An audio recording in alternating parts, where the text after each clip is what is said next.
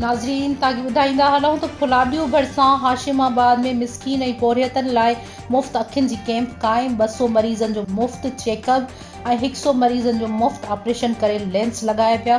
Camp जो क़याम Halima Usman memorial तरफ़ां कयो वियो। रिपोर्ट मोहम्मद यूसुफ दस मूजिब इन मौक़े ते हलीमा उस्मान मेमोरियल जे फाउंडर डॉक्टर मुबारक हुसैन ॿुधायो त 200 जे लॻभॻि मरीज़नि जो मुफ़्त चेकअप करे 125 मरीज़नि जो ऑपरेशन करे मुफ़्त लेंस ऐं दवाऊं फ़राहम कयूं वयूं आहिनि। हिन ॿुधायो त फ़ी ऑपरेशन ते लेंस समेत 50,000 जे लॻभॻि ख़र्च ईंदो आहे, जेको हलीम उस्मान मेमोरियल बर्दाश्त कंदो।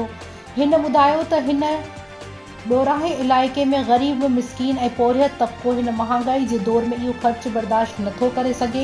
इन लाइ दुनिया जूं रंगीनियूं ॾिसण लाइ असांजी ही नंढड़ी कोशिश आहे त को बि इंसान नूर जहिड़ी नेमत जे बग़ैर कंहिंजो मोहताज थी ज़िंदगी न गुज़ारे।